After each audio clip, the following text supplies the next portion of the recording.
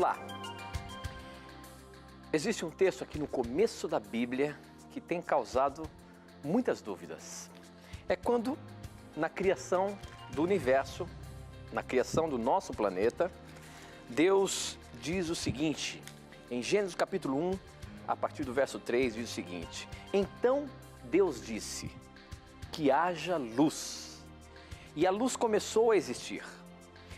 Deus viu que a luz era boa e a separou da escuridão. Deus pôs na luz o nome de dia e na escuridão pôs o nome de noite.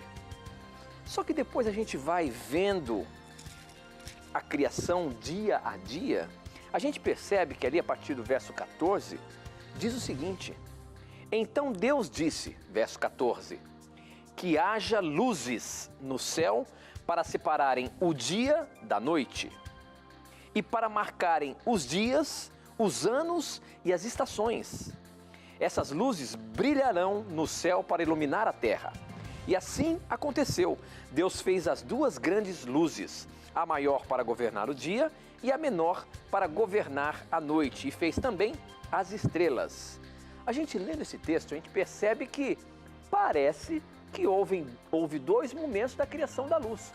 Uma no início de tudo e depois quando Deus começa a criar cada dia, em um dos dias ele faz novamente a luz. E esse texto traz muitas dúvidas quando a gente lê o relato da criação. Afinal de contas, a luz foi feita, ou Deus criou a luz no início de tudo, ou lá no decorrer dos dias, quando ele fez cada coisa em seu devido lugar? Isso tem trazido muitas dúvidas. E é campeã de perguntas chegando na mira da verdade. E a partir de agora, mais uma vez, você vai ver essa questão, essa e muitas outras, porque a partir de agora está no ar, Na Mira da Verdade.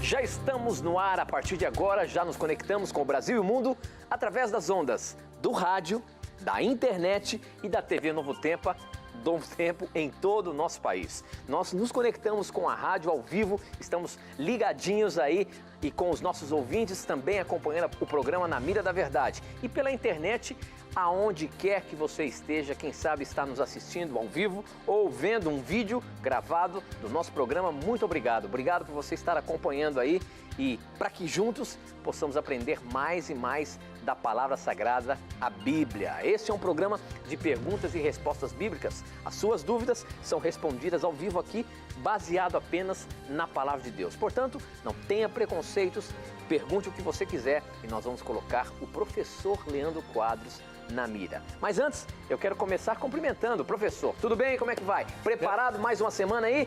Pois olha, amigo, estou contente por podermos estudar a Bíblia novamente com nossos amigos da TV e do rádio. Muito obrigado pelo carinho dos nossos internautas também.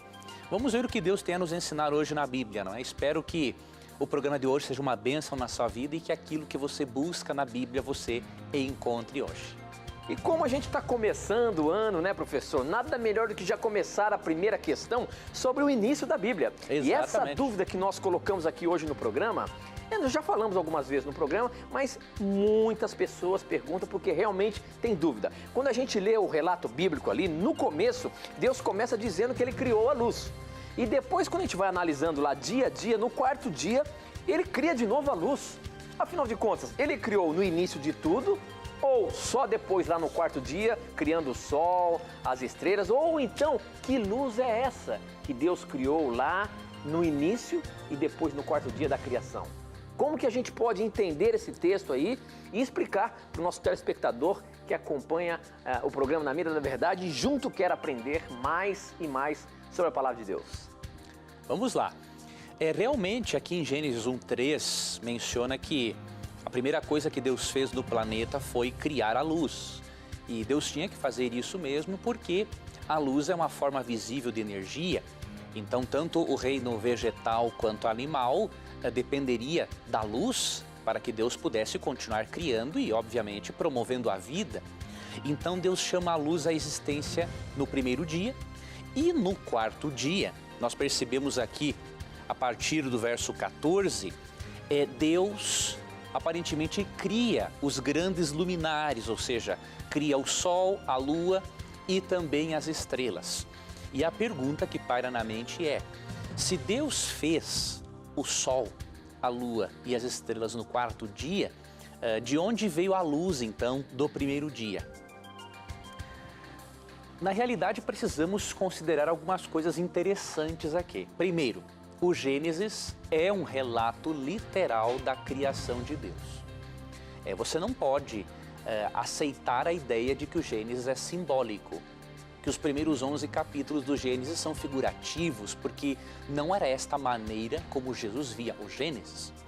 Se você ler Mateus 19, 4 a 6, você percebe que Cristo acreditava na literalidade do Gênesis. Então esse é um primeiro aspecto.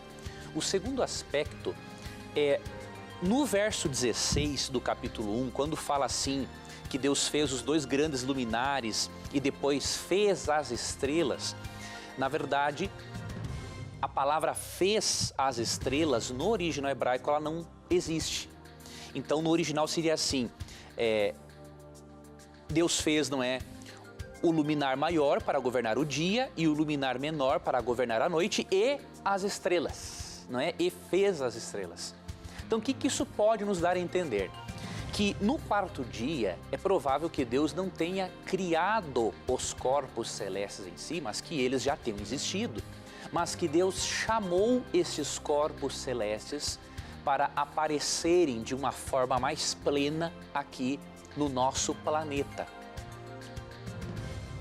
Há, obviamente, teólogos criacionistas e também cientistas criacionistas que creem, não, Deus fez inclusive os grandes luminares no quarto dia.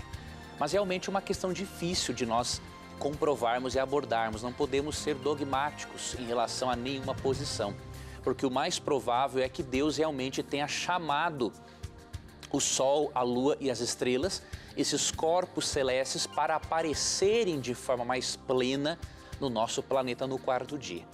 Mas independente de qual posição nós adotemos, temos que considerar aqui um terceiro aspecto.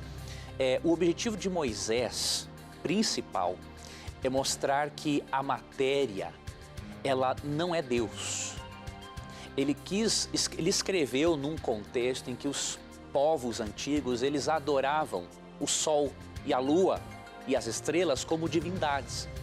Então, quando Moisés fala que Deus fez o sol, a lua e as estrelas, Moisés está ensinando o seguinte: vocês não podem comparar a criação com o Criador. Para Moisés mostrar que o Deus Criador, Yahvé, do Antigo Testamento, é superior às divindades pagãs, ele apresenta Deus como sendo o Criador do sol e não apresenta o sol como sendo uma divindade, ou a lua ou as estrelas. E então, se Deus fez com que aparecesse de forma mais plena o sol e a luz, né, refletisse do sol por meio da lua de forma mais plena no nosso planeta, persiste a pergunta: de onde veio a luz do primeiro dia?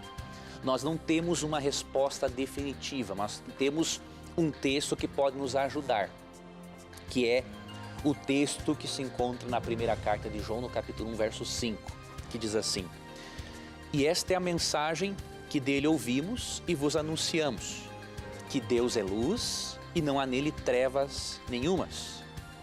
Aqui está falando, obviamente, do aspecto moral de Deus, não é? Que Deus é um ser de luz moral, nele não há treva espiritual alguma. Agora, esse texto nos ajuda a perceber também, assim como outros textos da Bíblia, que quando Deus se manifesta, a glória divina resplandece ao redor daqueles que estão diante desta glória divina. Então é possível que a luz do primeiro dia tenha emanado do próprio Deus. É possível que tenha sido de um outro astro no planeta, ou é possível que tenha sido também do Sol, Só que daí Deus fez o sol aparecer de forma mais plena no quarto dia. Nós não temos realmente uma resposta definitiva. Temos algumas hipóteses. Agora, o que sabemos é que a Bíblia, ela não tenta provar a existência de Deus. Ela afirma que Deus existe. A Bíblia começa não utilizando-se de argumentos filosóficos para provar a existência de Deus. Ela começa afirmando taxativamente: Deus existe. Porque no primeiro verso da Bíblia é dito assim: no princípio criou Deus os céus e a terra. Nós não temos como solucionar todas as questões relativas à criação, até mesmo porque você e eu não estávamos lá. Agora, as evidências que temos na Bíblia são suficientes, e inclusive, se analisarmos a própria criação, a própria providência de Deus na nossa vida, temos evidências suficientes para saber que Deus criou o mundo. E o que Moisés tinha como propósito no relato do Gênesis é mostrar isso, que a matéria não é eterna, não é autoexistente e que tudo que veio a existir por intermédio de um Deus amoroso, criador, um planejador inteligente e um mantenedor muito amoroso. Então, mesmo que não respondamos todas as questões do Gênesis, não temos como fazer isso humanamente, as informações que temos são suficientes para sabermos, inclusive, que o Gênesis é um relato histórico fiel da criação de Deus. Ok, professor, muito bem. Para você participar do programa, você pode mandar as suas dúvidas, as suas perguntas para o nosso SMS. O número é 12 98151 0101. Você manda suas perguntas, a gente recebe aqui nesse aparelho. Você também pode acessar o nosso Facebook através do endereço namiradaverdade.nt, facebook.com/namiradaverdade.nt. E aí você vai interagir com a gente mandando seus questionamentos. Ou então você pode participar também através do Twitter, através do nosso blog, novotempo.com/namiradaverdade, que eu convido você a dar uma passadinha lá no nosso blog. Porque além de você poder participar com suas perguntas, você vai ver uma quantidade imensa de conteúdo, de assuntos bíblicos, teológicos, para que você possa aprender, para que ele possa ser uma fonte de pesquisa. Você que gosta aí de estudar a Bíblia e ver os mais diversos temas, todos os temas que nós já apresentamos aqui no programa Na Mira da Verdade, você pode ver ali o que o professor Leandro posta ali todas as semanas. Então, acesse lá o nosso blog, novotempo.com/namiradaverdade e faça desse site uma fonte de pesquisa para o seu crescimento espiritual, tá bom? Professor, falando em luz e treva, olha só o que no Facebook aqui, o Maeshua Laton On, assim é o nome que está, diz o seguinte, ele quer saber como entender isso. Isaías 45:7 diz o seguinte, eu sou o Criador da luz e da escuridão, e mando bênção e maldição. Eu sou o Senhor e faço tudo isso. Esse texto dá a entender que o nosso Deus, logicamente, criou o bem e criou o mal. E Ele pode mandar o bem e o mal. Se Deus é amor, se sempre nós apresentamos aqui o nosso Deus, um Deus amoroso, como você acabou de dizer, como é que Ele criou o mal? Como é que Ele cria a maldição? Como é que Ele amaldiçoa alguém? É assim mesmo, professor? Esse é um texto muito curioso, porque uma vez um ateu me apresentou esse texto e comparou com Tiago 1,13, né? Um ateu escreveu para mim dizendo o seguinte, a Bíblia é muito contraditória, porque Isaías 45:7 afirma que Deus criou o mal e Tiago 1,13 mostra que Deus não pode ser tentado pelo mal e Ele não tenta ninguém a fazer o mal. Ou seja, a Bíblia é contraditória. Só que, com respeito, eu informei esse ateu que ele estava equivocado. Por quê? A palavra mal, no original hebraico, ela não significa apenas o mal moral, mas também ela se refere ao mal como calamidades, tragédias. Como que nós, então, sabemos o tipo de mal que esse texto se refere? Bom, para você entender Isaías 45:7, tem que ir ao contexto. Você vai no capítulo 47, verso 11. E aí nós vamos ver que tipo de mal é esse que Deus cria.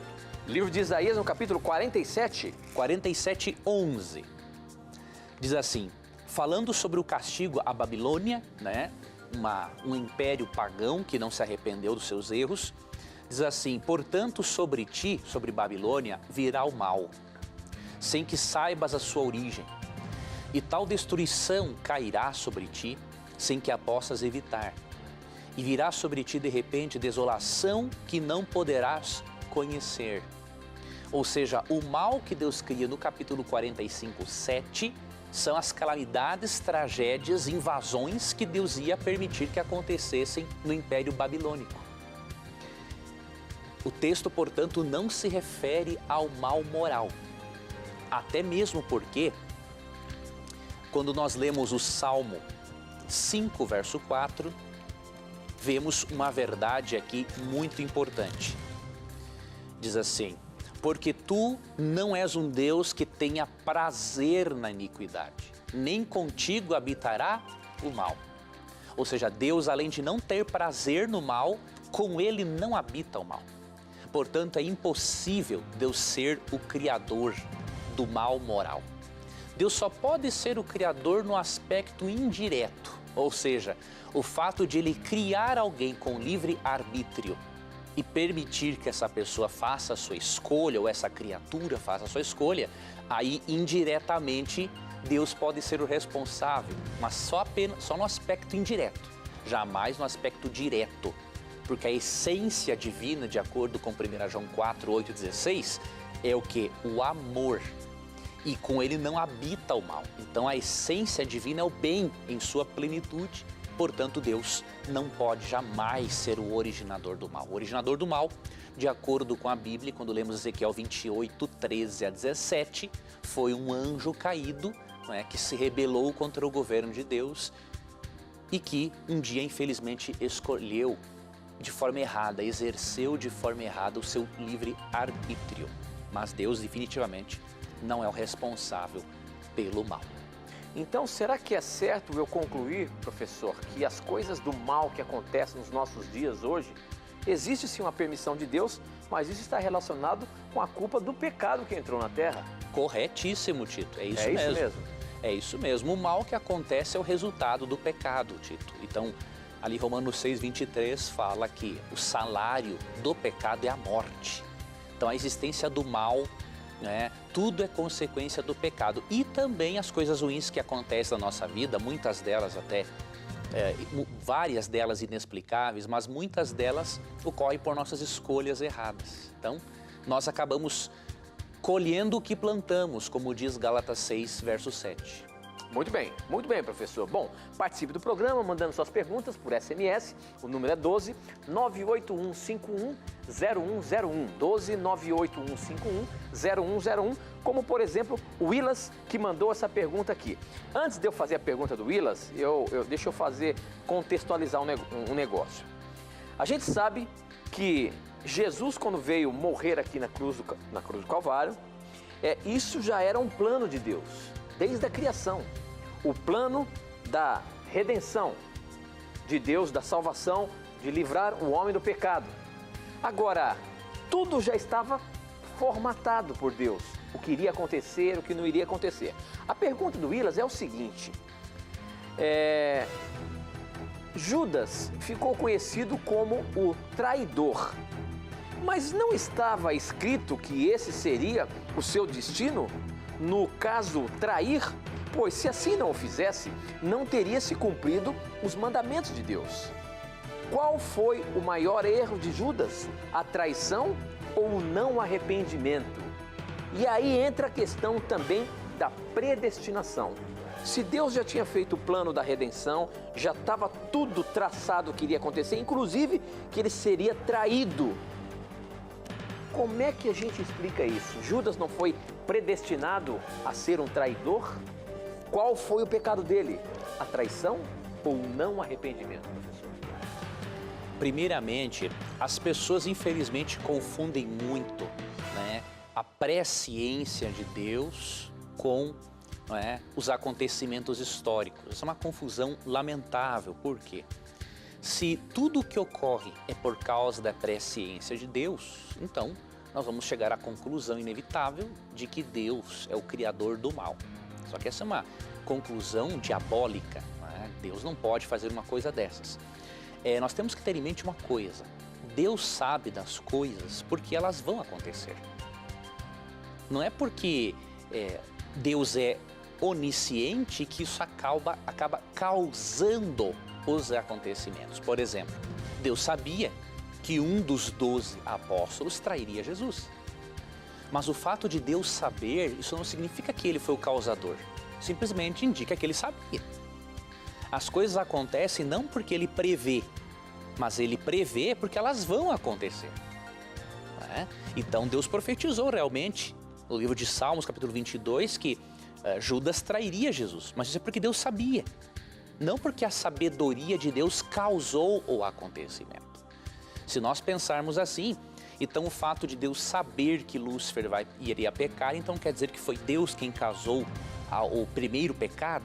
Então não tem lógica uma coisa dessas, né? Então nós não podemos confundir presciência com predestinação. Se nós confundirmos esses dois conceitos aí, nós vamos entender totalmente errado a Bíblia e o plano de salvação. Então, o pecado de Judas foi tanto a traição quanto o não arrependimento. Só que, obviamente, que o não arrependimento foi o maior pecado. Por quê? Pedro também traiu a Jesus. Se você ler os evangelhos, você percebe que Pedro traiu a Jesus também, negou a Jesus. Só que a diferença entre Judas e Pedro é o quê?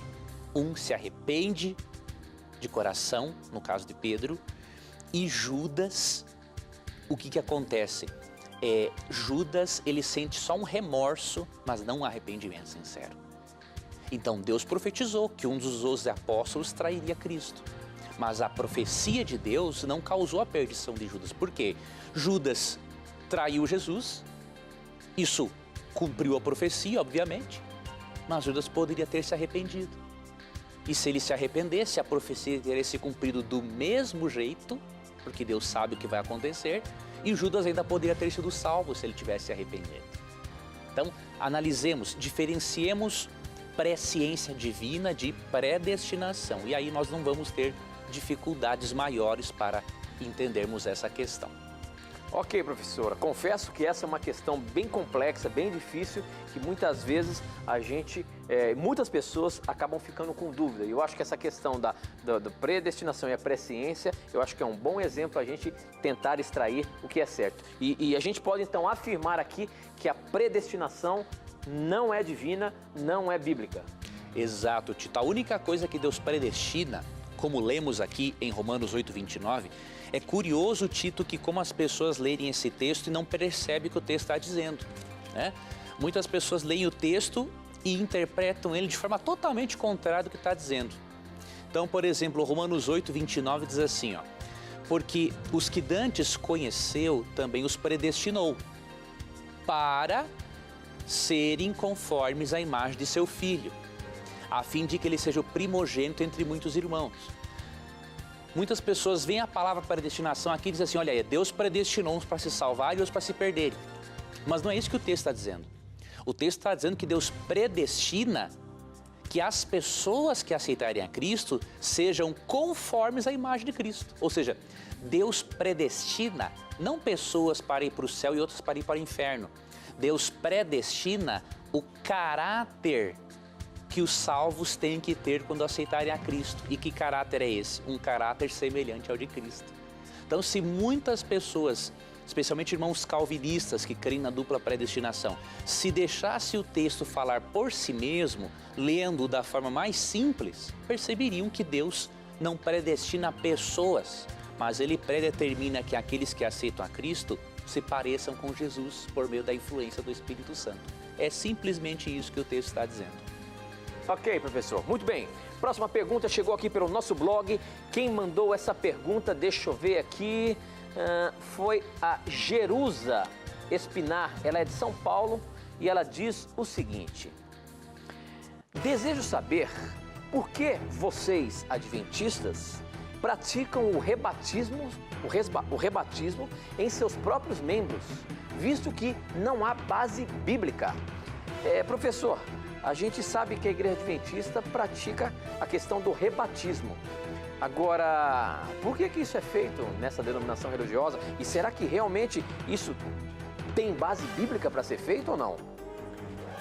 que aconteceu? Eu vou procurar aqui uma obra para eu poder indicar para as pessoas que querem entender a questão do rebatismo no meio adventista. Porque Opa, não estou dizendo, essa irmã que fez uma pergunta muito sincera, mas tem muitos críticos, né, que não são sinceros, infelizmente, ou são mal intencionados ou ignorantes, que eles apresentam a questão de uma maneira totalmente diferente, distorcida, né? Então, eu vou ver se eu acho aqui a obra Mas base bíblica tem para isso, professor? Eu vou explicar isso. Antes, só quero mencionar esta obra aqui, vamos ver se eu a encontro. Se eu não encontrar aqui, está aqui ele. A pessoa que quiser entender o posicionamento adventista do sétimo dia sobre o assunto, ele tem que ler o livro Evangelismo a partir da página 372. Então, a cofundadora do Adventismo, Ellen White, ela fala do rebatismo neste livro aqui, da página 372 até a 375, mais especificamente. Então, a pessoa que quer entender, ela não pode falar do Adventismo sem ler isso aqui, que é uma posição equilibrada sobre o assunto. Veja, a Igreja Adventista não sai por aí rebatizando todo mundo, não é assim. O que a gente crê? A Bíblia não manda rebatizar, mas a Bíblia também não proíbe o rebatizar. É uma questão que Deus deixou em aberto. Agora, nós vemos um exemplo de um rebatismo em Atos 19. Né? Então, quando você lê Atos 19... Atos 19. Isto. Aqui em Atos 19, eu vou ler aqui a partir do verso 1. Diz assim: E sucedeu que enquanto Apolo estava em Corinto, Paulo, tendo passado por todas as regiões superiores, chegou a Éfeso. E achando ali alguns discípulos, disse-lhes: Recebestes vós já o Espírito Santo quando cresces? E eles disseram-lhe: Nós nem ainda ouvimos que haja Espírito Santo. Perguntou-lhes então: Em que sois batizados então? E eles disseram: No batismo de João. Mas Paulo disse: Certamente João batizou com o batismo de arrependimento, dizendo ao povo que cresce no que após ele havia de vir, isto é, em Jesus Cristo. E os que ouviram foram batizados em nome do Senhor Jesus. Veja, eles tinham sido batizados no batismo de João, ou seja, tinham sido mergulhados nas águas, mas como eles não tinham um conhecimento nem de quem era a pessoa do Espírito Santo, Paulo decidiu batizá-los novamente, agora em nome de Jesus, não é? Mas esse não é o batismo do Espírito Santo, professor? As duas coisas, né? Ele batiza-os e depois fala do batismo do Espírito Santo junto. Então existia até um problema teológico aí, eles não conheciam, não sabiam nem quem era o Espírito Santo, é isso? É, eles não sabiam. Então, Tito, por eles não terem um pleno conhecimento da verdade, o que Paulo fez aqui? Os batizou novamente. E aí eles acabaram recebendo o Espírito Santo para pregar o Evangelho ali na região da Ásia, né? Então veja, a Bíblia tem um exemplo de um rebatismo, mas a Bíblia não manda batizar e nem rebatizar. E também não proíbe o rebatismo. Olha, a Bíblia manda batizar, não manda rebatizar. Agora, nós temos que ter uma posição equilibrada sobre esse assunto, né? Nós cremos o seguinte, que a pessoa, se ela... O que é o batismo? É um compromisso espiritual, um casamento público com Jesus Cristo, um casamento espiritual com Ele. Então, se publicamente a gente envergonha o nome de Cristo e desfaz o casamento espiritual com Ele, não é justo nós refazermos esse casamento espiritual com Ele? Agora, nós não vamos por aí sair se rebatizando à toa, né? O batismo não pode virar uma cerimônia vulgar, né, que você faz a hora que você quer, não é assim, né? No Adventismo, só se realiza o rebatismo no caso de uma pessoa apostatar da fé, ou quando uma pessoa vem de uma denominação religiosa em que ela não foi batizada por imersão. Algumas pessoas batizadas por imersão, elas acabam sendo rebatizadas por terem um conhecimento mais pleno da Bíblia e querem reassumir um casamento espiritual com Cristo. Agora, a própria escritora Ellen White recomenda o seguinte, que se um irmão é de uma outra igreja evangélica e ele já foi batizado nas águas e ele viveu as verdades que ele aprendeu, ele não precisa ser rebatizado, a menos que o Espírito Santo diga isso no coração dele. Do contrário, ao ele vir para a igreja adventista, ele pode fazer uma profissão de fé. Então, resumidamente, É essa a explicação e nós não saímos por aí não banalizando. Se algum adventista banalizou o batismo, aí saiba que ele está errado, ele não sabe o que a própria igreja dele ensina oficialmente sobre o assunto. Ok, professor, muito bem, o nosso tempo não para aqui, nós temos que ir para um intervalo, mas aproveite o intervalo e mande suas perguntas para a gente. Mas não sai daí não, porque a gente volta já já.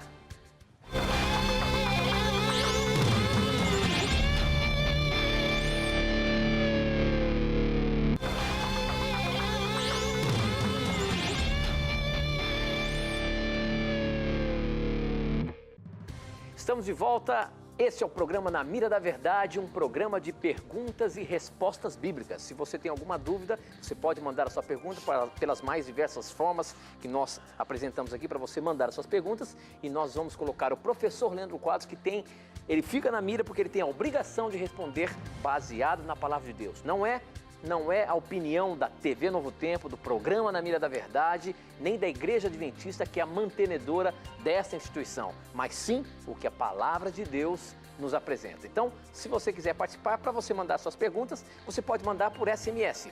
O número é 12981510101. É muito número. 12981510101.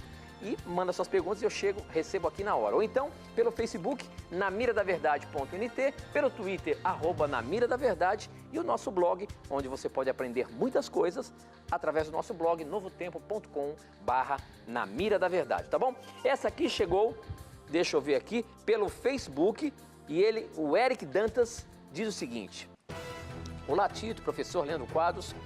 Um profissional da saúde que trabalha no sábado, é correto ele separar o ganho do dia trabalhado para o dízimo ou oferta?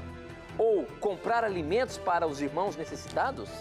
A gente já falou algumas vezes aqui, professor, com relação à questão dos profissionais de saúde, aqueles trabalhos básicos que a pessoa tem que simplesmente fazer o mínimo. Mas o que ele está querendo perguntar aqui, se ele trabalha no sábado, ele é um guardador do sábado e ele é um profissional da saúde, tem que ir lá dar um plantão, ele pode direcionar esse ganho para uma causa em benefício de outros, ele pode dar como oferta na igreja. Como é que a gente vê essa situação, professor?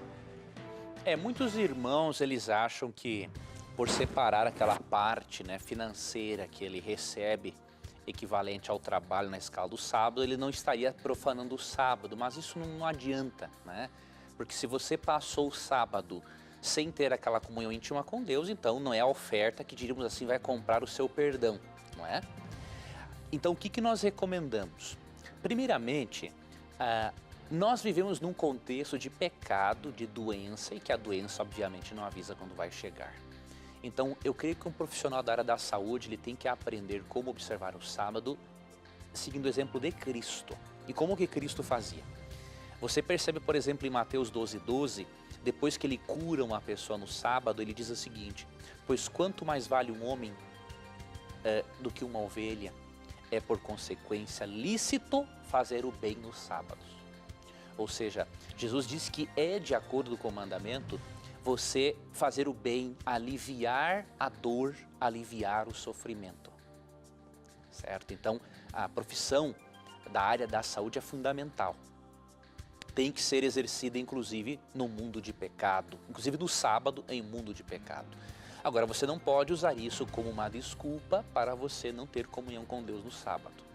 Porque em Lucas 4:16 percebemos que mesmo Jesus tendo o costume de aliviar o sofrimento e a dor no sábado, veja o que Cristo fazia. E chegando a Nazaré, onde fora criado, entrou num dia de sábado, segundo o seu costume, na sinagoga e levantou-se para ler. Ou seja, Cristo separava o momento para aliviar o sofrimento do próximo, mas ele não deixava de adorar a Deus no dia de sábado, de levar o Evangelho. Então, o que eu recomendo a você, converse com Jesus, peça a Ele que lhe ajude, que lhe abra as portas, para que você faça o menos possível nesse dia, que você se dedique apenas a cuidar realmente daquilo que importa para a vida, recuperação do paciente, mas que isso também não impeça você de ter os seus momentos de adoração a Deus. Busque esse equilíbrio com Cristo, porque nós vivemos num mundo desequilibrado em que muitas vezes não conseguimos cumprir o ideal de Deus. Muito bem, professor. Próxima pergunta aqui chegou pelo Torpedinho SMS. Quem mandou foi o Lomar, do Rio de Janeiro, e ele diz o seguinte: onde na Bíblia fala que não existe reencarnação? Pois, se não existe, o que seria a psicografia? E como algumas pessoas veem outros espíritos? Na Bíblia fala alguma coisa de reencarnação, professor? Ou simplesmente diz que isso não existe? Ou que conclusão a gente pode tirar no livro sagrado sobre reencarnação?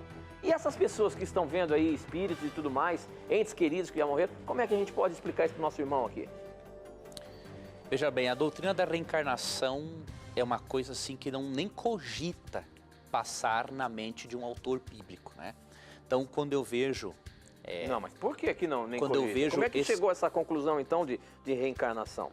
Então, quando eu vejo alguns escritores espíritas, né, falarem que a Bíblia fala da reencarnação, eu fico impressionado com isso, porque não há lugar para isso na mente do escritor bíblico. Por quê? Qual é a visão que o escritor bíblico tem da vida após a morte? Vou mostrar um texto tanto no Antigo quanto no Novo Testamento. Vamos primeiramente para Daniel, capítulo 12.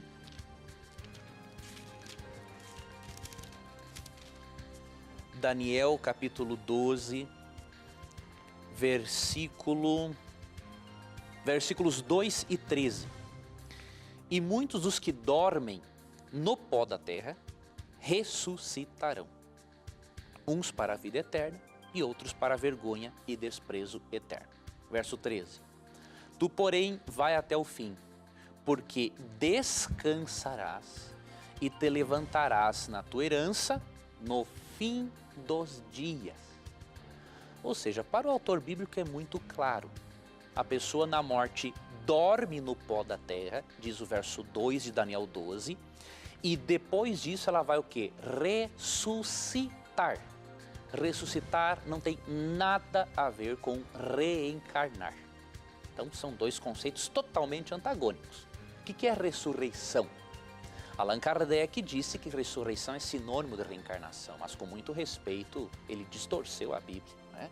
Porque se você ler 1 Coríntios 15, ressurreição é voltar à vida no mesmo corpo, só que, obviamente, transformado. Reencarnação é o espírito voltar em diferentes corpos. E ressurreição é voltar à vida no mesmo corpo, só que transformado. Então são conceitos antagônicos.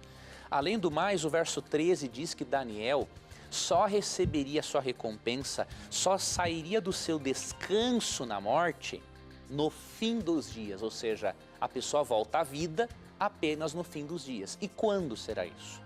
Se você ler 1 Tessalonicenses 4, 13 a 18, você vai perceber, amigo telespectador e ouvinte, que isso ocorrerá somente na segunda vinda de Jesus Cristo. Portanto, a doutrina da reencarnação é uma heresia do ponto de vista bíblico, né? Não tem como ser aceita, e os espíritos que aparecem para outras pessoas, não é difícil você descobrir quem são eles. Por quê? Veja o que diz Apocalipse 12. Apocalipse 12, 7 a 9, ao descrever o conflito entre o bem e o mal, o texto não deixa dúvidas de que há apenas dois poderes neste mundo. Diz assim: e foi precipitado do céu, não é, o grande dragão, a antiga serpente, que se chama Diabo e Satanás, que engana todo mundo. Ele foi precipitado na terra e com seus anjos, e os seus anjos foram lançados com ele. Aqui menciona Satanás e os seus anjos. E no verso 7, e houve batalha no céu. Miguel e seus anjos batalhavam contra o dragão, e batalhavam o dragão e seus anjos.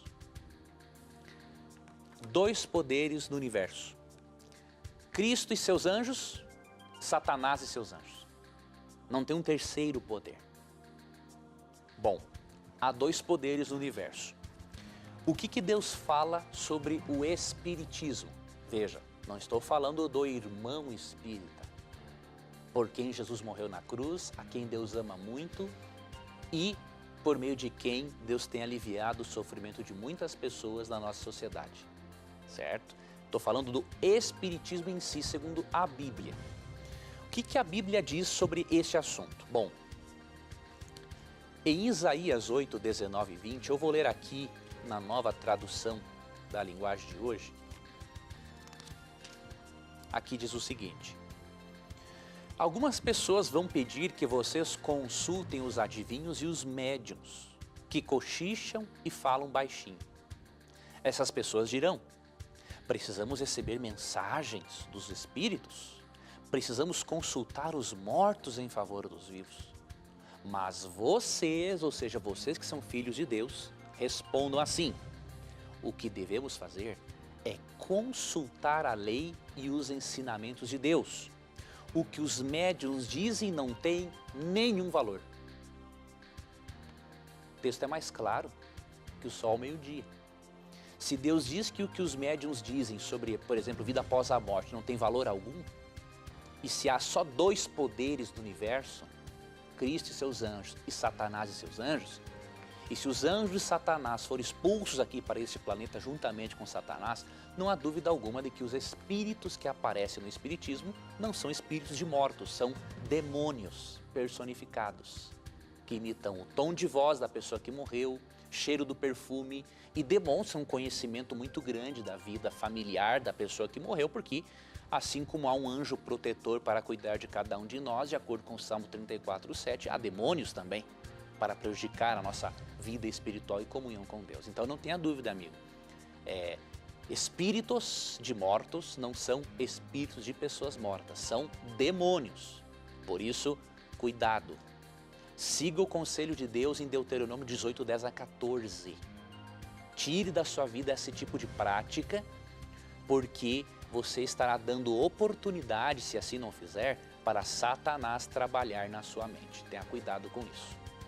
Bom, eu preciso aqui falar para você que a opinião que nós damos aqui, baseando-se na palavra de Deus, pode ser que você discorde disso.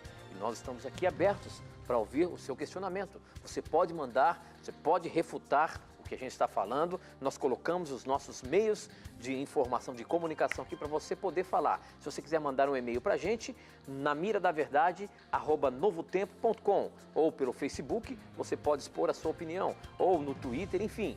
Nós estamos aqui para apresentar para você o que a palavra de Deus diz. E se a gente fala alguma coisa que de repente você não está concordando, por favor, nós estamos aqui de porta e é com muito carinho que nós estamos apresentando o que a palavra de Deus nos orienta. Então pode mandar para a gente a sua refutação aí, tá bom? Nós estamos aqui de portas abertas para receber o seu questionamento e o objetivo não é ofendê-lo, não é desfazer do que você acredita, não, mas o que a Bíblia nos orienta, o que a Bíblia nos apresenta sobre os mais diversos assuntos que apresentamos aqui. Outra pergunta que chegou pelo nosso blog, o Elender Galas, ele diz o seguinte: gostaria de saber se a Torá, lei de Moisés, a qual é chamada de eterna no Antigo Testamento, como ela pode ter sido abolida, pelo menos no tocante à parte cerimonial? Vocês poderiam me indicar versículos no Antigo Testamento que isso aconteceria? Quando ele fala aqui a Torá, ele fala ali os inícios, os livros de Moisés, onde tem todas as ordenanças e tudo mais. Porventura no Antigo Testamento há algum texto em que diria que isso seria abolida? E de fato foi abolida ou não foi abolida? Como é que é isso aí? Não, queridos, é impossível a Torá ser abolida. Por quê? A Torá, ou os primeiros livros de Moisés, são a palavra de Deus, né? Há aspectos dentro da Torá de ordem civil, de ordem cerimonial, né, que não se aplicam a nós. Mas a Torá em si ela não pode ser abolida por dois principais motivos. Primeiro, porque a Torá testemunha de Jesus Cristo, né? A Torá testifica dos ensinamentos de Jesus. E a Torá era a Bíblia de Jesus também. Então Jesus falou em João 5, 46 e 47, que quem não crer nos escritos de Moisés não crê nele, em Jesus. Então veja com qual seriedade Jesus trata a Torá. Então, João 5, 46 e 47, porque se vós cresceis em Moisés, crereis em mim, porque de mim escreveu ele. Mas se não crerdes nos seus escritos, como crereis nas minhas palavras? Cristo falou que não crer em Moisés é o mesmo que não crer nas palavras de Cristo. Então você não pode jamais, em algum momento, aceitar essa teologia que tem por aí, de que a lei de Moisés foi abolida. Não, os escritos de Moisés foram inspirados por Deus. Então não foi abolido nada. E uma segunda razão para você não crer na abolição da Torá é você ler Mateus 5, 17 a 19, né? Ali Jesus fala assim, não penseis que vinha abolir a lei ou os profetas.